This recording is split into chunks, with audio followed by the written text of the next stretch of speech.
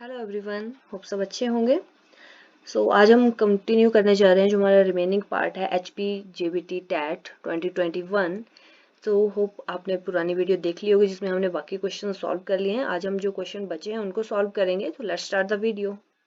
Next question है which of the following has the greatest value. तो इसको तो चाहे आप डेसिमल में रहने दो, अगर डेसिमल में आपको इजीली समझ आता है, या फ्रैक्शन में आता है तो फ्रैक्शन में रहने दो। फर्स्ट हम वैसे रहने देते हैं। सेकंड आपका बन जाएगा 0.001 एंड नेक्स्ट बन जाएगा। अब देखो, इसमें कंफ्यूजन करने के लिए आपको ये डाल दिया जाता है, पर आपको पता है कि राइट हैंड डेसिमल के राइट हैंड साइड में अगर जीरोज आते हैं उसका कोई मतलब नहीं है। दैट मीन्स ये 0.1 ही है। तो 0.1 का स्क्वायर अगर जब आप करोगे, ऑप्शन नंबर 2 लिखा है, ये ऑप्शन नंबर 3 है।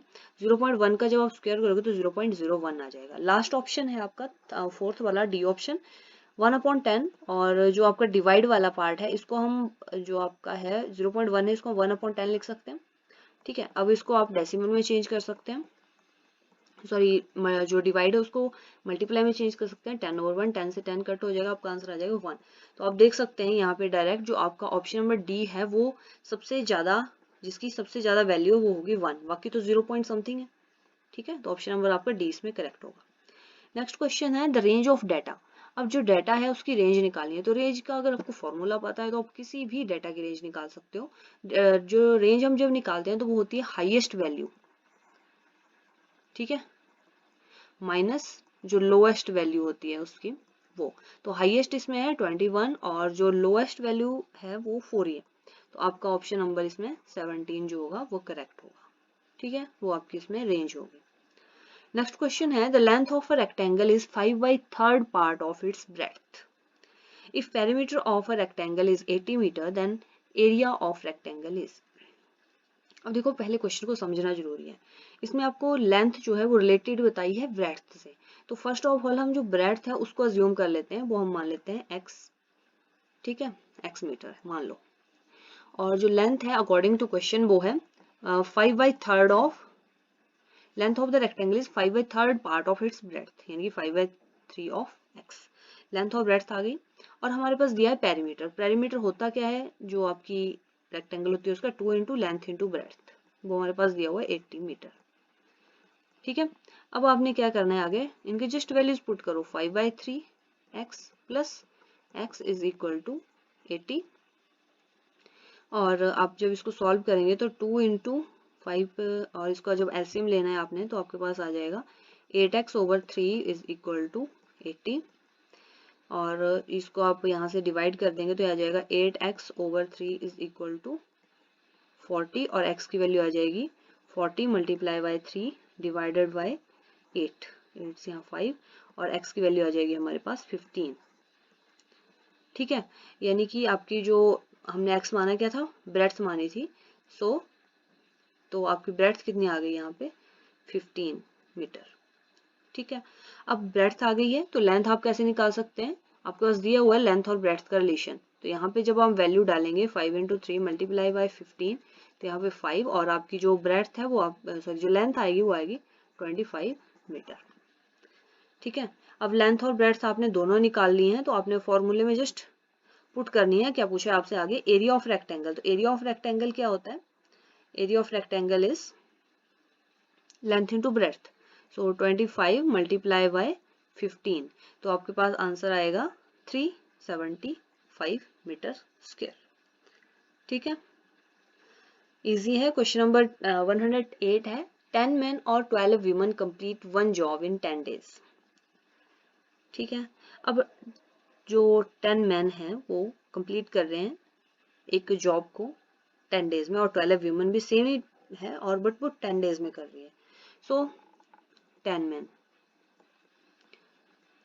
10 डेज में कर रहे हैं। अब हमने निकालनी है इनकी एफिशिएंसी।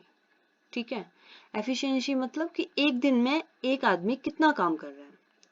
पहले तो हम निकालेंगे कि अगर 10 आदमी जो है वो 10 दिन में एक काम को कंप्लीट कर रहे हैं, तो एक आदमी उस काम को कितने दिनों में कंप्लीट करेगा, 100 डेज में कंप्लीट करेगा। अब हमने निकालनी है कि एक आदमी उस काम को करना चाहे तो उसकी कितनी एफिशिएंसी होगी, एक आदमी की एक दिन में वो कितना काम करेगा। जब वो एक काम को खत्म करने के लिए 100 दिन लगा रहा है तो एक दिन में वो कितना काम कर रहा होगा, 1/100th पार्ट। इतनी उसकी एफिशिएंसी है। वुमन उस काम को कितने दिनों में करेगी? 120 डेज में। अब एक वुमन की एफिशिएंसी होगी एक दिन में काम करने की 1/20। अब आपके पास आ गया कि एक जो मैन है और एक जो वुमन है वो उन कामों एक दिन में 1/100 काम करेगा और एक वुमन जो है 1/20 काम करेगी। अब हमारा क्वेश्चन है कि in how many days do 5 man and 6 woman together. अब वो दोनों कितने दिनों में कंप्लीट करेंगे? ये तो एक आदमी की है और ये एक औरत की है, ठीक है। तो हमें चाहिए 5 आदमी और 6 औरतों की। तो 5 की कितनी होगी?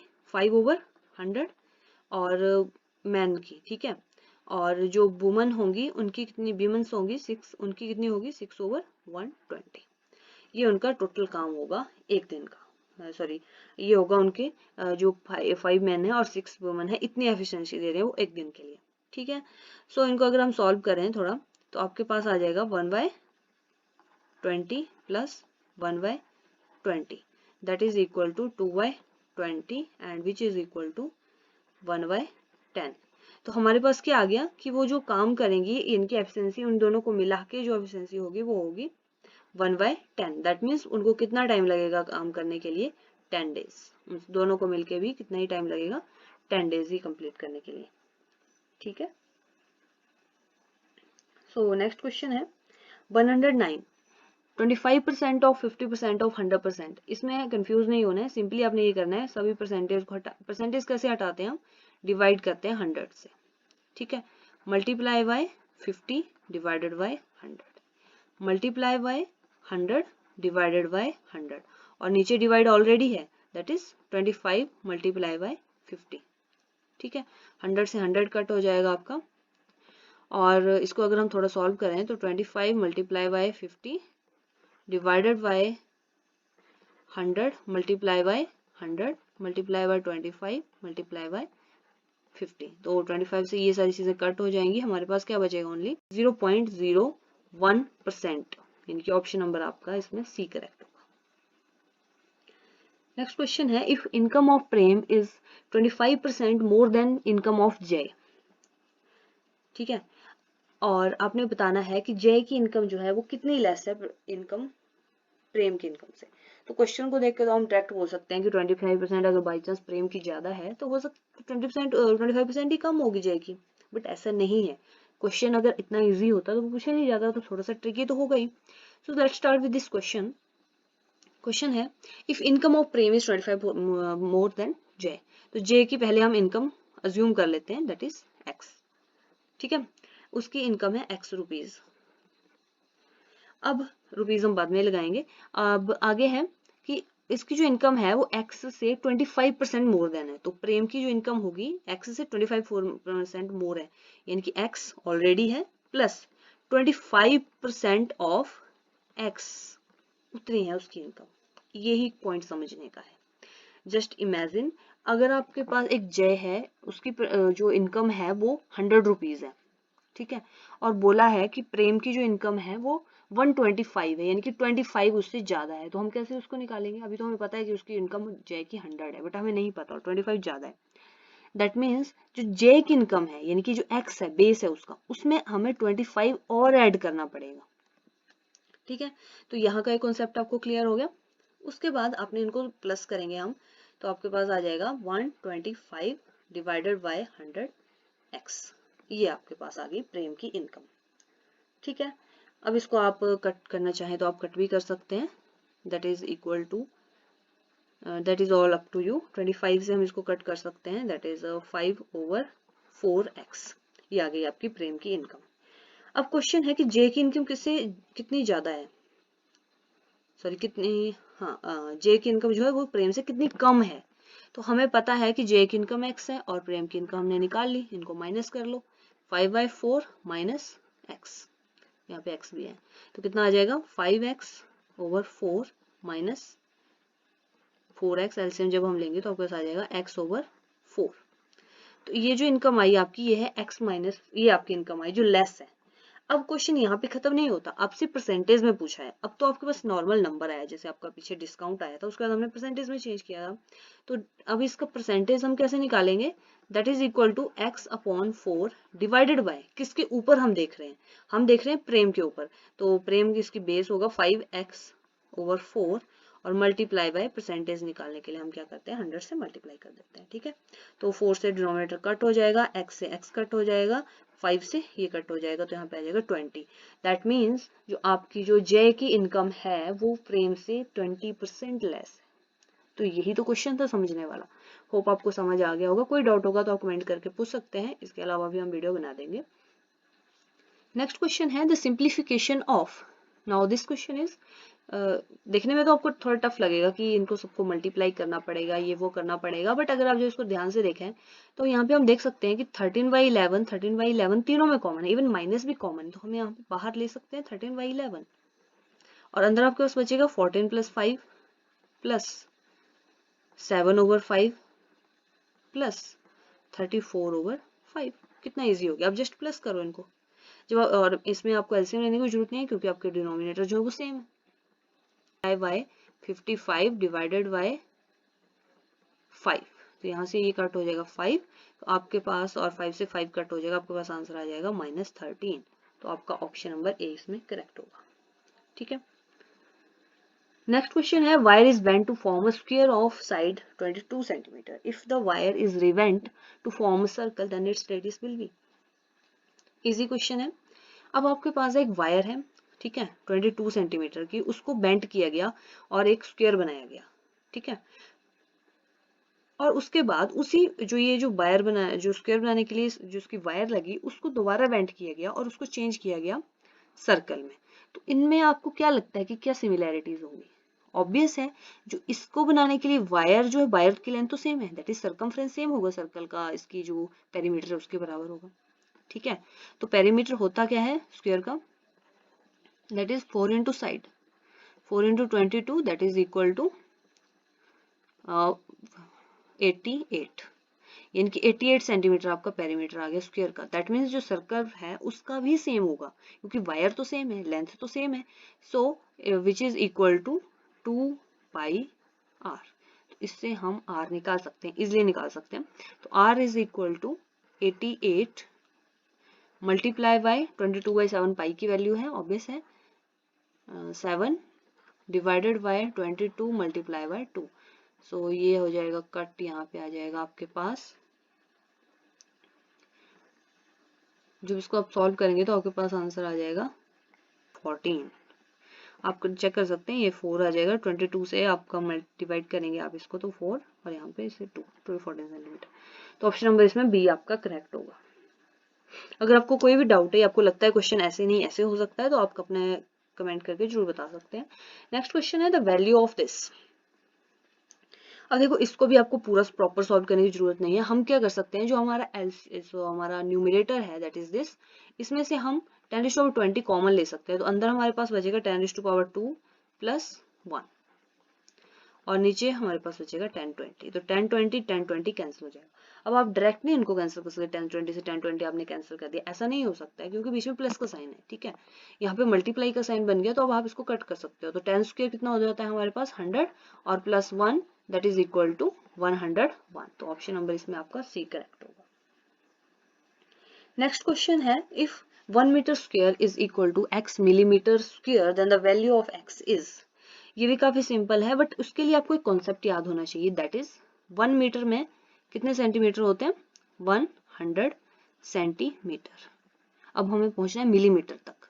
अब 1 सेंटीमीटर में जो है वो 10 मिलीमीटर्स होते हैं।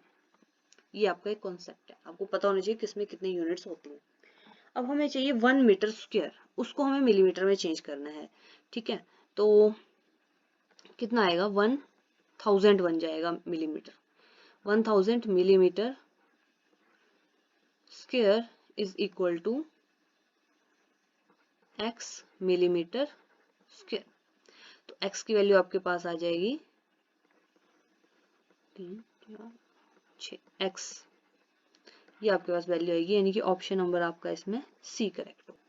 नेक्स्ट क्वेश्चन है A girl is 28 year younger than her father and sum of their ages is 50 year then the age of girl is। अब यहाँ पे रिलेशन दिया हुआ है गर्ल का उसके फादर की एज से। सो हम फादर की एज अज्यूम कर लेते हैं, फादर की एज हम मान लेते हैं x ईयर्स, ठीक है। अब आपने निकालना है गर्ल और फादर में क्या कनेक्शन है उनकी एज का। वो बोला है कि जो डॉटर की एज है वो उनसे कितनी छोटी है, 28 ईयर्स छोटी है, 28 ईयर्स छोटी है, यानी कि हमारे पास दोनों की एज आ गई, ये हमने अज्यूम कर लिया, ठीक है। अब सेकंड, अकॉर्डिंग टू क्वेश्चन हमें बोला है कि इन दोनों की एज का जो सम है, अकॉर्डिंग टू क्वेश्चन इनका सम जो होगा वो है x प्लस एक्स माइनस 28, वो होगा आपके पास 50 के बराबर, ठीक है।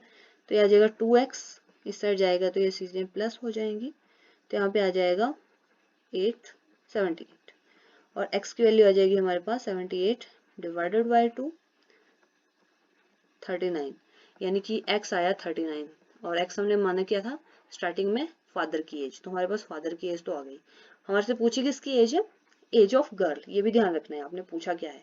तो अगर आपके जो फादर है उनकी 39 है तो डॉटर की कितनी होगी, x minus 28, that is 39 minus 28 which is 11। So इसका आंसर होगा option number B, that is 11 years old. Next question है the circumference of circle whose area is 81 pi r square. अब सर्कमफ्रेंस दी हुई सर्कल की और उसका एरिया दिया हुआ है। सो एरिया होता क्या है हमारे पास, ऐसे क्वेश्चन के अकॉर्डिंग, सॉरी एरिया जो होता है वो पाई आर स्क्वायर होता है, वो किसके बराबर दिया हुआ है हमारे पास, 81 पाई आर स्क्वायर के बराबर, ठीक है। इनमें हम आर अलग अज्यूम करेंगे और पाई से हमारा पाई कट हो जाएगा, तो आर की वैल्यू आर स्क्वायर कितना आ जाएगा हमारे पास 81 आर स्क्वायर। सो आर की वैल्यू कितनी आ जाएगी, हमारी रेडियस कितनी आ जाएगी 9 आर। क्लियर, रेडियस आ गई। अब हमें चाहिए सरकमफ्रेंस, तो सरकमफ्रेंस का क्या फॉर्मूला होता है 2 pi r, that is equal to 2 pi, हम एज इट इज रहने देते हैं क्योंकि ऑप्शन में हमारे पाई है, पाई और आर भी, और मल्टीप्लाई बाय रेडियस कितनी है हमारे पास 9 आर है, 9 इंटू आर, तो हमारे पास कितना आंसर आ जाएगा 18 पाई आर। तो ऑप्शन नंबर हमारा इसमें सी करेक्ट होगा, ठीक है। नेक्स्ट क्वेश्चन है out of 200 students in a school 3 out of 5 like to play cricket and how many students do not like to play cricket, ठीक है। अब देखो इसमें आप लॉजिक भी लगा सकते हो या फिर अकॉर्डिंग टू फॉर्मूले, ये मैथमेटिकल है वैसे आप कर सकते हो। तो आउट ऑफ 200 स्टूडेंट है, हम उस पूरी जो स्टूडेंट्स है उनको मान लेते हैं कि वो 100% स्टूडेंट्स है, 100% उनकी स्ट्रेंथ है। अब दिया हुआ है 3 out of 5, that means 3/5 of the whole, यानी कि टू होल 100% लाइक क्रिकेट। तो हम इसमें से परसेंटेज निकाल सकते हैं, that is equal to 60%। That means जो 60% स्टूडेंट्स हैं उनको क्रिकेट खेलना पसंद है, तो बाकी कितने बचते हैं हमारे पास 40% बचते हैं। अब हमें निकालना है कि बाकी जो स्टूडेंट जिनको पसंद नहीं है, तो ऑब्वियसली हमारे पास आ गई एक कैलकुलेशन आ गई कि 60% स्टूडेंट को क्रिकेट खेलना पसंद है, तो हम निकाल सकते हैं 60%, टोटल स्टूडेंट कितने हैं हमारे पास 200 स्टूडेंट्स हैं, तो 60% अगर हम 200 का निकालते हैं तो हमारे पास कितना आ जाएगा, मैं आपको प्रॉपर सॉल्व करके बता रही हूँ, वहां तो आप बिल्कुल डायरेक्ट सॉल्व कर सकते हो, अपने माइंड में सॉल्व कर सकते हो। तो 120 स्टूडेंट्स जो हैं वो क्रिकेट जो है वो खेलना पसंद करते हैं, तो बाकी जो बचे वो कितने बचे 80 स्टूडेंट्स, तो ऑब्वियसली जो 80 स्टूडेंट्स हैं उनको क्रिकेट खेलना पसंद नहीं है, ठीक है। एक तो तरीका हो गया एक ये, और एक तरीका आप ऐसे भी कर सकते हो, देखो 200 टोटल स्टूडेंट्स है, अब ये है हम कर सकते हैं कि उनमें हर एक 5-5 का ग्रुप बना हुआ है, 3 आउट ऑफ 5 5-5 का ग्रुप बना हुआ है, तो हम पहले काउंट कर लेते हैं कि 5-5 के ग्रुप होंगे कितने, तो यानी कि इसको हम 5 से डिवाइड कर लेते हैं, ठीक है। दैट मीन्स 40 ग्रुप्स जो होंगे 5-5 के होंगे। अब उन 40 में से हर एक ग्रुप में 5-5 है, 40 ग्रुप्स हैं 5-5 के, ठीक है। अब उसमें से हर एक ग्रुप में 3 बंदे ऐसे हैं जिनको क्रिकेट खेलना पसंद है, ठीक है। तो यानी कि 40 इंटू 3 हम कर लेते हैं 120, तो वही आ रहा है 120 स्टूडेंट्स जो हैं उनको क्रिकेट खेलना पसंद है, और जिनको पसंद नहीं है वो आपका ऑप्शन क्या आ जाएगा 80। इनमें देखो 120 भी है, तो आपने कंफ्यूज नहीं होना है, आपका फटाफट 120 निकला और आपने आंसर लगा दिया, नहीं, आपसे पूछा है जिनको पसंद नहीं है, दैट इज 80, ओके।